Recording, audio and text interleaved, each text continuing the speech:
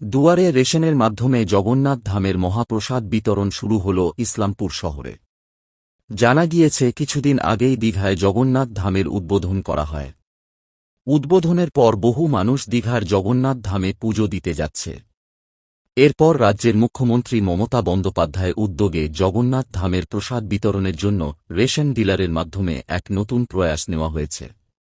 এতে প্রত্যেক মানুষের কাছে এই রেশন ডিলারের মাধ্যমে প্রসাদ পৌঁছে যাবে। ঠিক তেমনি চিত্র দেখা গেল ইসলামপুর পৌরসভা এলাকায়। জানা গিয়েছে ইসলামপুর শহরের মোট 11 জন রেশন ডিলার রয়েছে। প্রত্যেক রেশন ডিলারের হাতে জগন্নাথ ধামের প্রসাদ তুলে দেওয়া হয়। এরপর শনিবার সকালে ইসলামপুর শহরে দুয়ারে রেশনের মাধ্যমে রেশন গ্রাহকদের হাতে তুলে দেওয়া হচ্ছে জগন্নাথ ধামের এই প্রসাদ। প্রসাদ পেয়ে খুশি রেশন গ্রাহকরা। রাজ্যের মুখ্যমন্ত্রী মমতা বন্দ্যোপাধ্যায়ের এমন উদ্যোগকে সাধুবাদ জানিয়েছেন রেশন ডিলার থেকে শুরু করে গ্রাহকরা।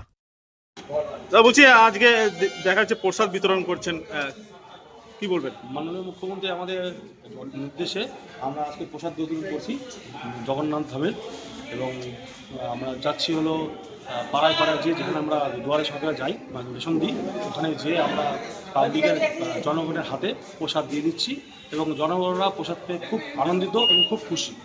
কি বলবেন সরকারের এই উদ্যোগকে? খুব ভালো একটা পদক্ষেপ। আগামী প্রজন্ম এখন কোনো পদক্ষেপ দেখেনি, আর মমতা ব্যানার্জিকে ধন্যবাদ যে এরকম একটা প্রযুক্তি করার জন্য।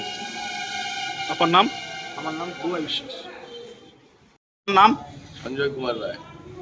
বললাম যে এই কি পেলেন আজকে? এই জগন্নাথ ধামের মন্দিরের প্রসাদ পেয়ে খুব খুশি। এইভাবে যে আমাদের দুয়ারে সরকারের প্রসাদ পাঠিয়ে দিবে, এতে আমরা ভাবতে পারিনি। না গিয়েও আমরা এই প্রসাদ উপভোগ করতে পারছি, এর জন্য মমতা ব্যানার্জিকে ধন্যবাদ।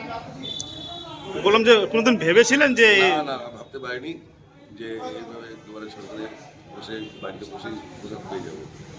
কতটা খুশি আপনারা? খুবই খুশি। আপনার নাম?